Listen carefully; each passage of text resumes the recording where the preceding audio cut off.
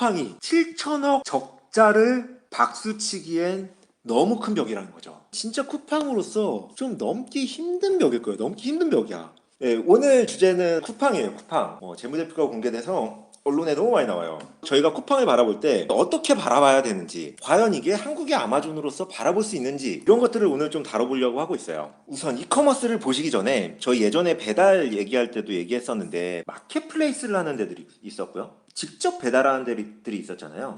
이커머스도 좀 비슷한 시각으로 바라보시긴 하셔야 돼요. 이커머스도 마켓플레이스가 있고 직접 하시는 데들이 있어요. 이커머스들을 나눠보자면 이 JD.com은 직접 하는 곳이고요. 알리바바는 마켓플레이스고, 아마존.com은 직접 플러스 마켓플레이스, 쿠팡도 직접 플러스 마켓플레이스.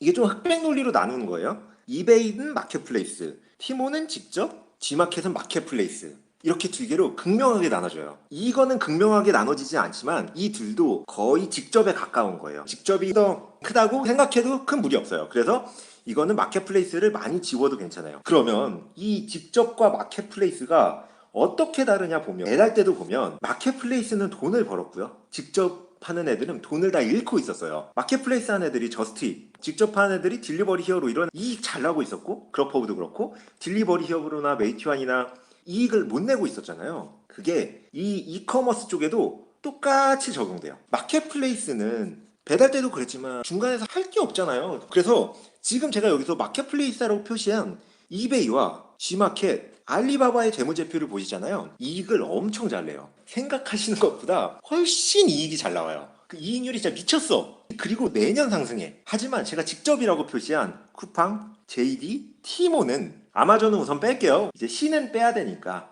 이게 C를 같은 데서 하는 것만으로도 제가 지금 무례하게 군 거예요. 우리 C는 빼야 되니까 C는 빼고 직접을 하고 있는 쿠팡, JD, 티몬을 보면 이익을 잘 못 내고 있어요. 아직까지 적자고 흑자 전환했다고 하지만 우선은 지금까지만 보면, 혹자가 가끔 말하는 알리바바가 중국의 아마존이다 라고 하면은 그냥 시장 점유율만 똑같은 거고 안에 내용은 아예 다른 거죠. 아예 다른 거예요. 우선 이거를 기본으로 놓고 앞으로의 내용을 보시면 좋을 것 같아요. 앞으로 아마존 다 알겠지만, 아마존 진짜 다 알 거라고 생각하지만, 혹시 아마존을 모르시는 분들을 위해서 요 하나면 다 설명이 돼요. 제프 베조스가 누구랑 만나면서, 그레이터 굿인가? 그 작가랑 만나면서 이렇게 휴지에다 썼다고 하는 건데, 뭐 실제로 이렇게 썼대요. 여기서 그냥 가장 핵심은 뭐냐면, 낮은 가격으로 제공하면 유저의 경험이 좋아지고 트래픽이 좋아지겠죠? 마켓플레이스 관점에서 팔려는 사람들이 많아져. 그럼 유저가 더 많은 선택권을 가지게 돼요. 그러면 더 유저의 경험이 좋아지겠죠? 이렇게 성장하는 것 자체가 낮은 비용을 만들어내요. 이코노미 오브 스케일로. 그러면은 더 낮은 가격으로 공급할 수 있게 돼요. 결론은 낮은 가격으로 공급하는 게 핵심이라는 거죠. 낮은 코스트와 함께. 네, 플라이휠. 네, 맞아요. 이게 아마존의 핵심이에요. 아마존이 지금 미국을 다 잡고 있다고 생각하잖아요. 네, 다 잡고 있어요. 근데 얼만큼 다 잡고 있냐라고 보면 38.7%, 그러니까 40% 정도를 잡고 있는 거예요. 40%를 잡고 있는데 다 잡고 있는 느낌이 드는 거죠. 그리고 여기서 또 하나의 특징, 미국은 여기 위에 보시면 이게 이커머스거든요. 이커머스의 점유율이에요.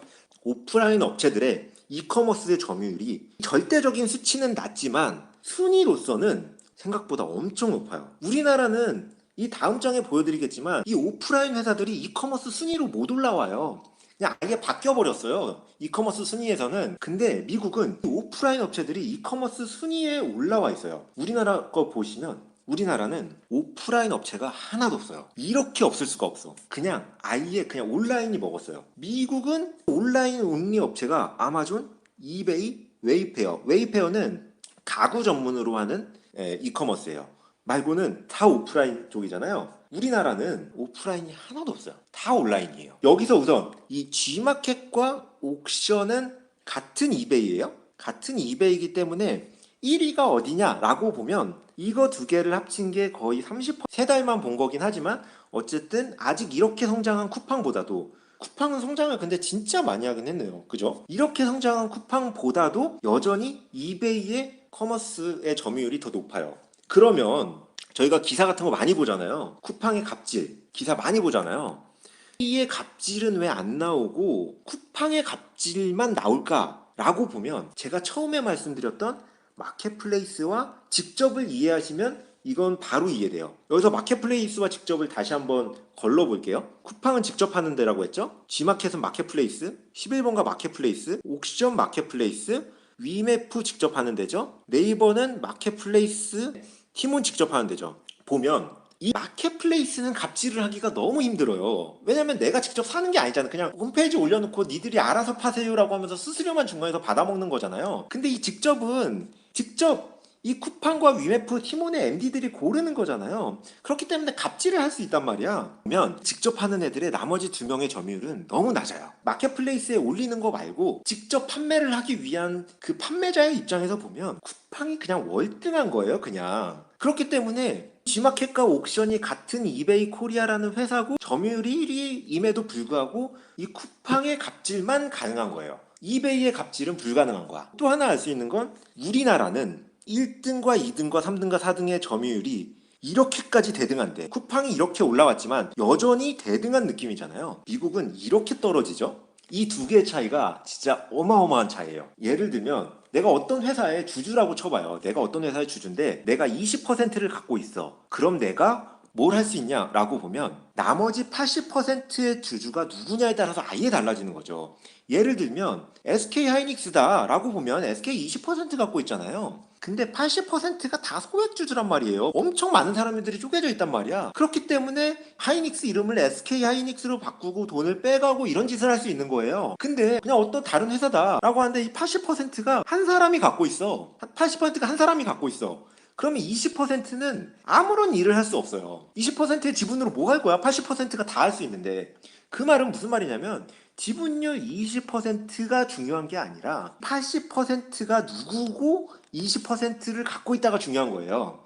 이게 회사의 지분에서 중요할 거잖아요. 이커머스도 이것과 비슷해요. 내가 40%냐 25%냐도 중요하지만 이 차이도 커요.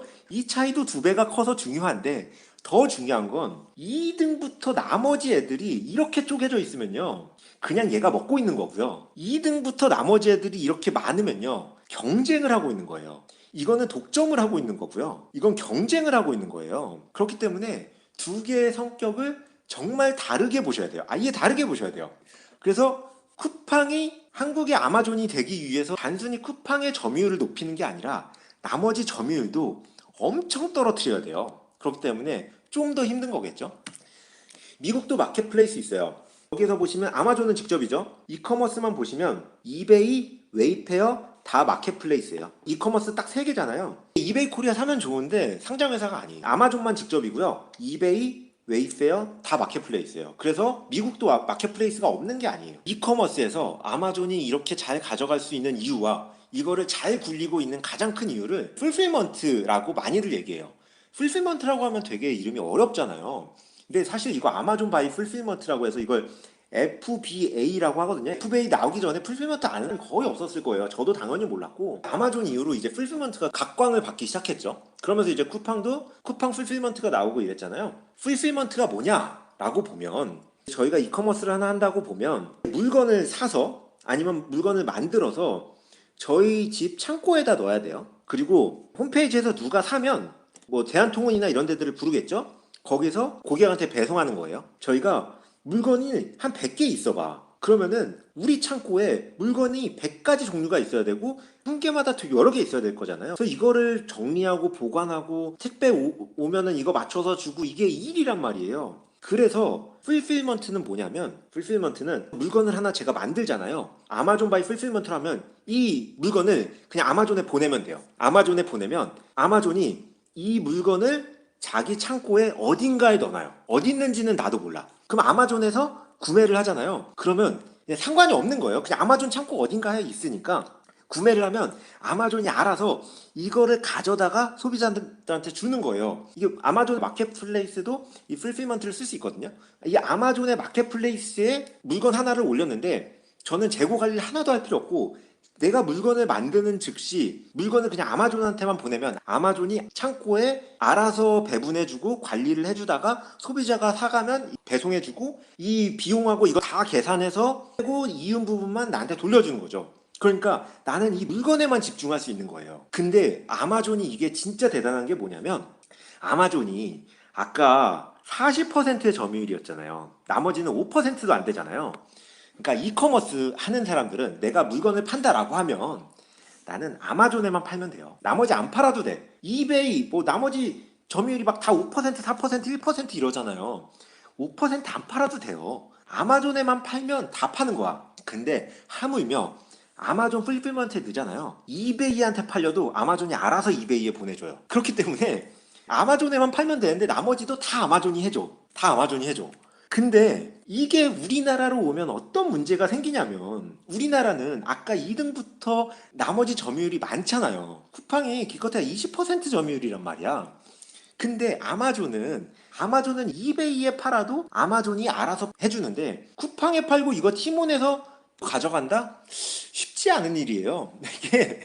이게 우리나라 정서상 그리고 이 정도 점유율인데 이베이는 40대 3이니까 아마존의 풀필먼트에서 들어온 것도 이베이에서 가져가는데 이게 우리나라는 G마켓 20대 19인데 그리고 옥션 10까지 합치면 우리가 30인데 과연 쿠팡 풀필먼트에 들어온 거를 이베이 코리아가 가져가 주겠냐는 거죠. 안 가져다 주죠. 그러면은 우리나라의 풀필먼트에 넣으려면 어떻게 해야 되냐면 물건을 더 많이 생산해야 돼요. 아마존에 넣으려면 최소 개수가 10개라고 하면 10개만 넣으면 되잖아요. 우리나라는 쿠팡에 10개 넣고 예를 들면 이베이에 10개 넣고 이런 짓을 해야 되는 거예요. 그러니까 이게 풀필먼트가 아닌 거예요. 그냥 개별 이커머스의 창고지. 그러니까 풀필먼트는 맞지만 이 아마존이 갖고 있는 이 풀필먼트의 경쟁력과 이들의 경쟁력은 다른 거죠. 근데 아마존은 왜 이렇게 풀필먼트에 집착을 했냐라고 보면 이 풀필먼트를 하면 어떤 일이 발생하냐면 봐봐요. 모든 물건이 내 창고에 있잖아. 내 창고에. 그러니까 이베이에 이걸 갖다 주더라도 이베이는 이거를 어느 창고에 있는지 모르니까 닫아다가 가서 자기가 다시 배송해야 돼. 아니면 여기서 배송을 의뢰해서 가던가. 하지만 아마존은 가까운 데 있잖아요. 그리고 같은 그 물류 창고에 있잖아요. 합배송이 가네. 합배송. 그리고 되게 빠른 배송이 가능해. 이 합배송, 특히 합배송이야, 합배송. 같은 창고에 있을 때 이 합배송의 역할은 진짜 무시할 수가 없거든요. 그렇기 때문에 다른 데들의 점유율보다 이게 그냥 선순환이 돌 수밖에 없는 거예요. 이 풀필먼트를 장악하면 내가 내 경쟁사들보다 더 싸게 가져가는데 합배송도 해주고 배송비도 한 번밖에 안 들고 아마존 게다가 배송비도 없으니까 더 빠른 배송으로 준다 라고 하면 유저들과 더 모일 거잖아. 이게 풀필먼트에서 가능한데 우리나라에선 쿠팡에 그 정도까지 의존도가 있는 사람이 많지 않을 수밖에 없다는 거죠. 쿠팡에 올리는 사람들도 G마켓이나 옥션 검색해보면 다 G마켓이나 옥션에서도 팔고 있어요. 그럼 여기에다가만 넣을 수 없는 거예요. 미국에서 팔면 아마존에 내가 갖고 있는 모든 수량을 넣어도 상관없지만 쿠팡에는 다 못 넣는다는 거죠. 그렇기 때문에 이 2등, 3등의 점유율 관점이 이 풀필먼트를 하는 데에는 정말 크리티컬한 포인트가 될 수밖에 없어요. 이번에 기사가 많이 나왔잖아요. 이제 7,200억. 기사가 진짜 7,200억이 됐다고 쿠팡 만세 이러고 있어요. 쿠팡 만세. 7,200억이 됐으니까 쿠팡이 만세래. 7,200억은 쿠팡이 만세인 이유는 그 전년도에 1조를 마이너스를 봤다는 이유잖아요. 근데 7,200억은 진짜 큰 숫자잖아요. 7,200억은 와, 나 진짜 7,200억은 진짜 엄청 큰 숫자거든요. 지금 무려 4년 동안 3.4조를 날렸어요. 근데 7,200억밖에 안 날렸다라고 하면서 박수를 받을 수 있는 곳은 진짜 우리나라에 쿠팡밖에 없을 텐데 그냥 3.4조가 얼마나 큰지를 그냥 보기 위해서 이 상장회사를 좀 봤는데 상장회사가 우선 쿠팡의 3.4조면 이 밑에 이게 2.6조거든요. 이거 그냥 살 수 있어요. 저희가 7천억이 3.4조면 그 날린 돈으로 그냥 영업이익 날린 돈으로 코스닥 3위 이하 거를 다 사고도 1조가 남아요. 이렇게 큰 돈이야. 이게 조조하니까 뭐 다들 이렇게 조 단위가 아무것도 아닌 것처럼 보이지만 코스닥 상장회사 3위가 2.6조거든요. 이거를 사도 괜찮을 정도로 엄청난 금액인데 우리나라에서는 이제 이거를 7천억밖에 안 날렸다. 쿠팡은 이제 7천억밖에 안 날렸으니 이제 쿠팡은 앞으로 잘 될 거다. 뭐 그러고 있죠. 근데 이거 줄어든 거는 의미가 꽤 커요. 줄어든 건 생각보다 의미가 되게 크고 이게 보면 이게 7천억. 아까 그 전년도 2년만 보면 이거 2년만 1.8조인데 1.8조죠? 2년만 1.8조인데 1.8조가 얼마나 큰 돈이냐라고 보면 티몬을 살 수 있어요. 이게 2년 동안 날린 돈으로 1년, 2년 적자로 우리는 티몬을 살 수 있어. 2년 적자로 티몬을 살 수 있고 3년 적자로 3년 적자로 이 위메프를 살 수 있어요. 그리고 이거 합치면 4.2조니까 저희가 지금 4년 적자가 3.4조였으니까 5년 적자면 위메프와 티몬을 다 살 수 있어요. 아예.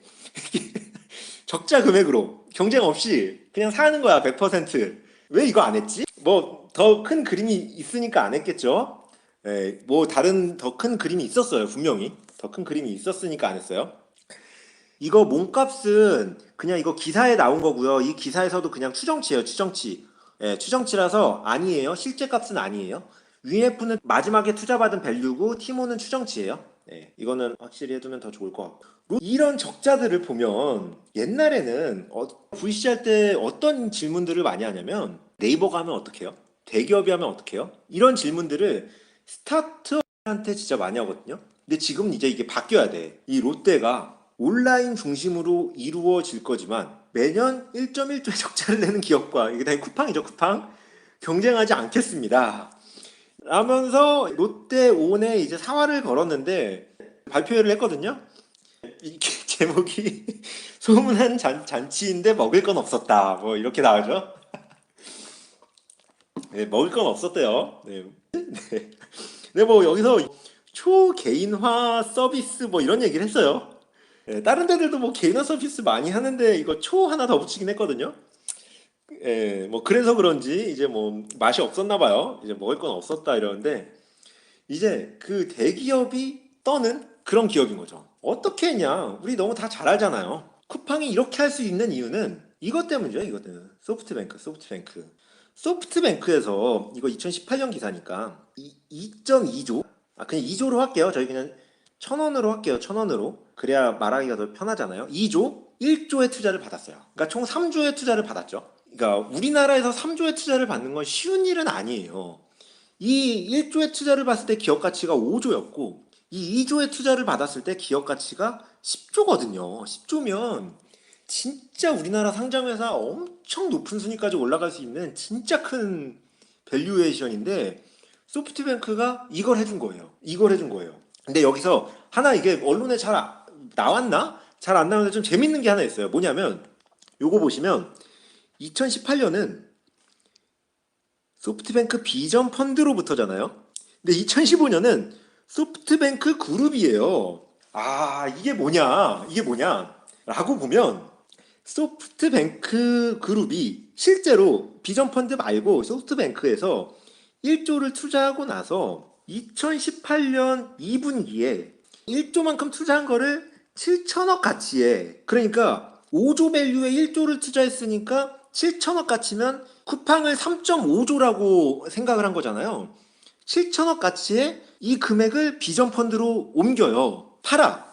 소프트뱅크가 현금을 챙기고 그리고 나서 2018년 11월에 이 10조 밸류에 2조를 투자한 거죠. 그러니까 이걸 정리해 보면 2015년에 이 회사는 이거 손정희만 한 거예요. 손정희 아무 누구도 투자하지 않았기 때문에 손정희의 머릿속에 있는 쿠팡은 손정희 형님의 머릿속에 있는 쿠팡은 2015년에 5조였어요. 근데 2018년 2분기에 3.5조로 떨어졌다가 2018년 11월에 10조가 된 거예요. 야, 이거 뭘까? 이거 뭐지? 와, 이거 뭐지? 그러면 이게 기간이 이거는 한 3달이고 이건 3년인데 3년 동안 1.5조가 떨어졌는데 3달 동안 3배가 올랐다. 아, 이거 뭐지? 나는 이해가 안 가지? 난 왜 이 손영님께서 이런 적이 없지 않죠? 아, 이 손영님의 이 사고방식. 아, 우리 손영님 너무 똑똑하신데 이게 뭘까 잘 모르겠어요. 하지만 이제 감히 이 범인의 생각에서 한번 유추를 해보자면 여기서 이렇게 올라가잖아요. 그럼 어떤 일이 벌어지냐면 비전 펀드에 올인을 했으니까 비전 펀드에서는 3.5조에 사오잖아요. EQ에 사왔죠. 3.5조에 사오고 3.5조 회사 가치에 사오고 10조가 됐잖아요. 7천억이 갑자기 2.1조가 돼요. 평가 가치가. 그냥 2018년에 아무것도 하지 않고 2조를 투자했는데 1.4조를 이익을 냈어요. 실제로 2018년에 비슷한 거 했잖아. 이거 어디선가 본 거 같지 않아요? 이거 우리 어디서 봤냐면 여기서 봤어요. 여기서 위워크에서 봤어. 위워크에서 이제 손영님이 여기에 이게 몇 조야? 2017년이니까 이때 4조를 넣고 이때 4조를 넣어서 8조를 투자해 놓고 8조를 20조 가치에 투자해 놓고 여기에 2조를 49조에 투자를 하면서 8조의 가격이 갑자기 10조가 돼버린 이게 본인이 투자하면서 8조가 갑자기 20조가 되면서 12조의 이익이 나는 이런 마법을 2019년에 선사하셨잖아요. 위워크에서 이 마법을 우리나라는 빠르잖아. 쿠팡에서 한번 봤었던 거지. 2018년에 0.75조를 투자하고 두 달 만에 2.1조로 회계상으로 만들어 버릴 수 있는 이 마법을 이제 손정희 형님은 자주 하는 마법이에요. 이 마법을 부린 거예요. 이 마법을 부리고 쿠팡에서도 그 마법을 부렸던 거죠. 이제 그러다가 이제 이렇게 됐죠. 이렇게 됐어요.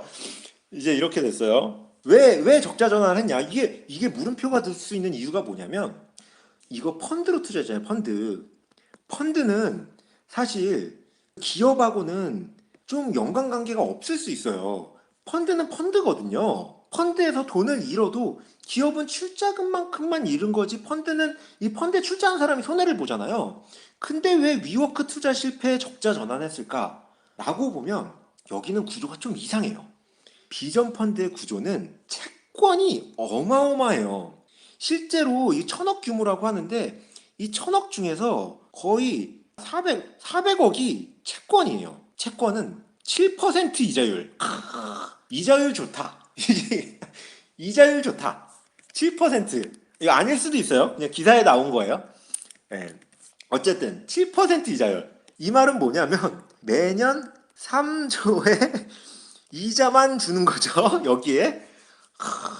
우리 손영은 참 배포도 참 크세요. 네, 못하겠어.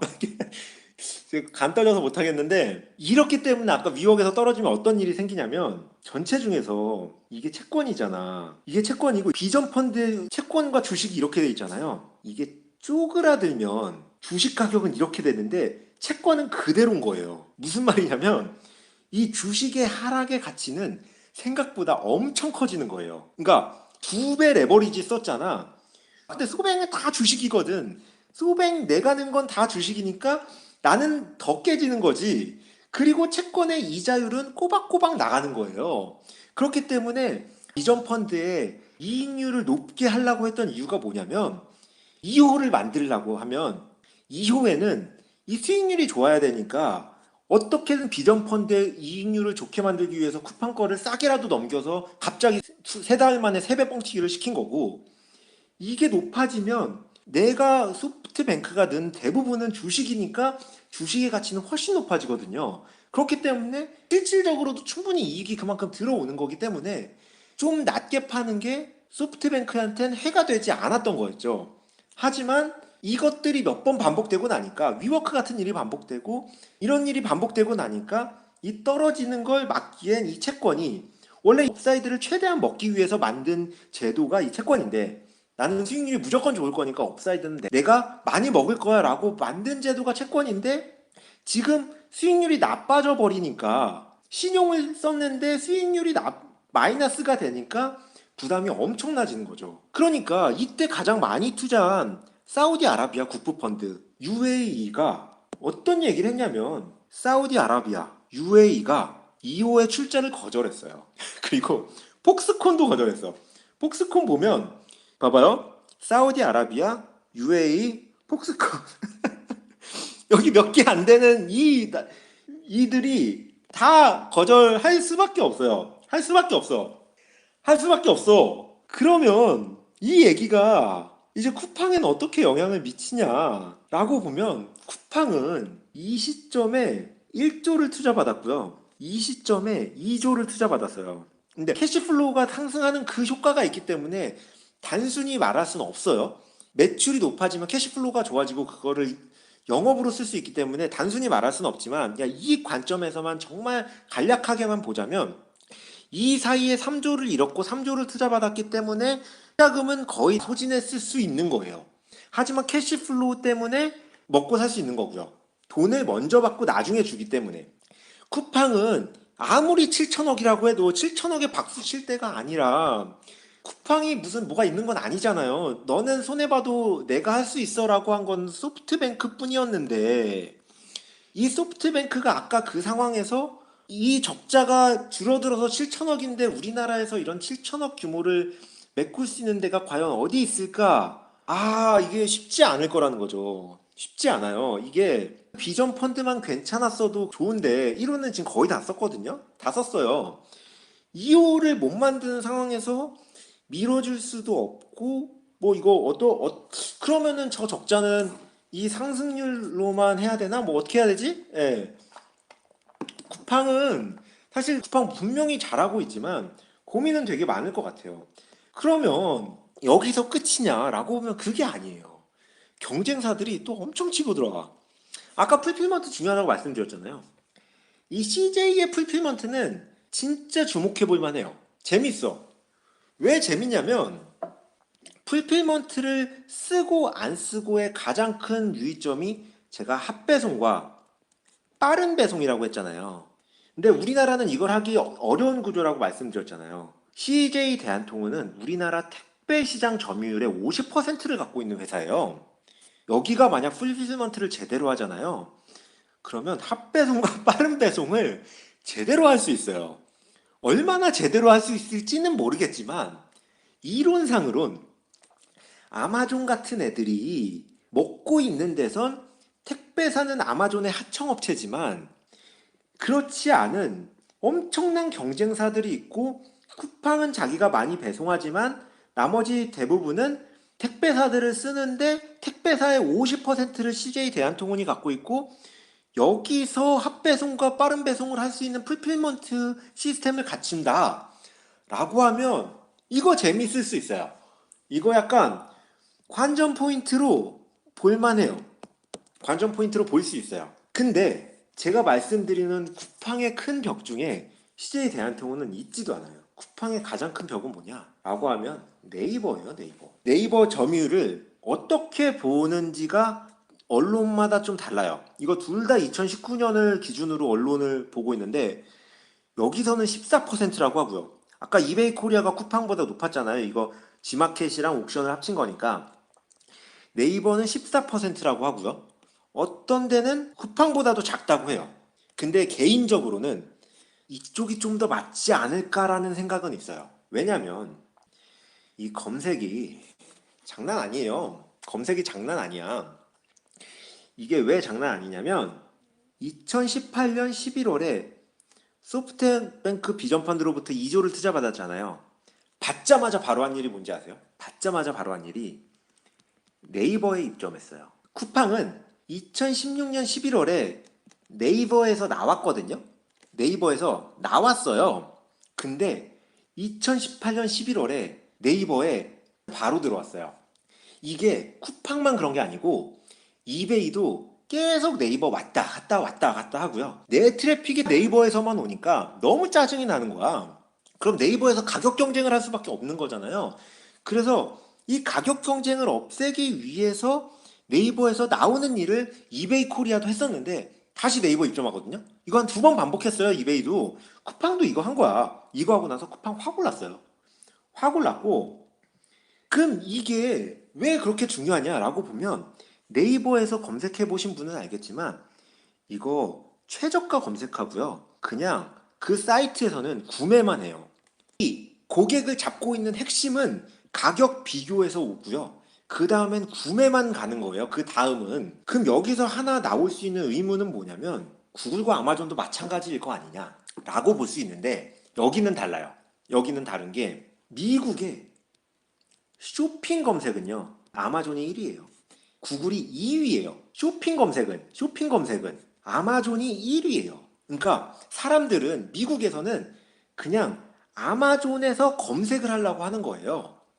쿠팡은 아마존을 따라하고 싶어 하잖아요. 그래서 나도 이거 한번 해보자. 이게 핵심이다. 라고 해서 네이버를 뺐는데 빼니까 나머지가 너무 올라오는 거야. 할 수가 없는 거야. 그리고 2조를 받으니까 이제 내가 성장 가능성을 딴 데서 찾기가 힘든 거지.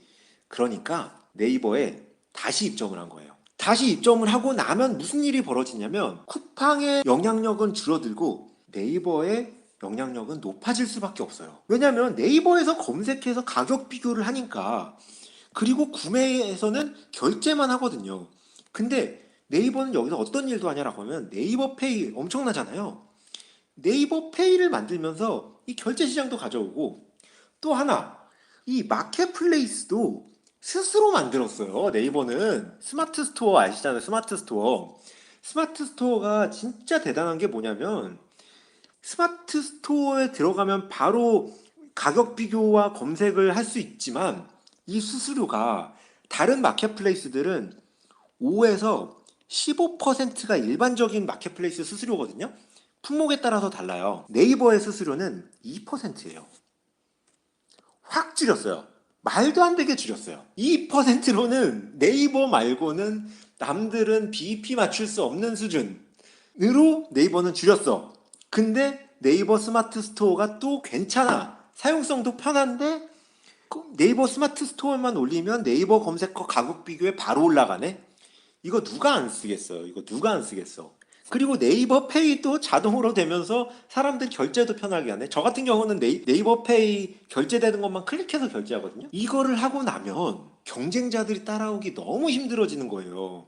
이게 쿠팡이 이 네이버의 이 검색에서 벗어나기 위해서 2016년에 나갔지만 2018년 투자받자마자 바로 들어오는 그 순간 네이버는 더 좋아질 수밖에 없어요. 네이버가 그냥 영향력을 더 가져갈 수밖에 없는 구조가 돼버린 거예요, 그냥. 그래서 저는 아까 말씀드린 것처럼 요게 더 맞다고 봐요. 네이버의 점유율은 분명히 업계 1등임은 저는 자명하다고 보고요.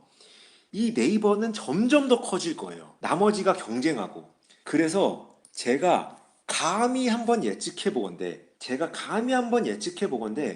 우리나라의 이커머스 구조는 어떻게 될 거냐라고 보면 네이버가 먹을 거고요. 고객을 네이버가 먹을 거고요. 여기서 여러 대들이 가격 경쟁을 하는 네이버가 알리바바가 되는 그런 그림으로 가지 않을까라고 생각을 해요.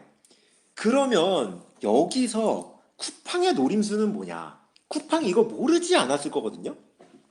쿠팡은 네이버에 입점하면 이렇게 될 거라는 걸 모르지 않았어요. 그러면 쿠팡의 노림수는 뭐냐? 라고 보면 쿠팡은 네이버에서 쿠팡에 들어오는 사람들한테 엄청난 고객 경험을 주자. 그러면 다음에 쿠팡에 직접 들어오는 고객이 생길 거다라는 거예요. 근데 이것도 저는 괜찮은 전략이라고도 생각해요. 왜냐면 기본적으로 그냥 저 개인적인 경험으로 제주도와 서울에서 사는 제 입장에서 제주도에서는 쿠팡 말고는 쓸 수가 없거든요.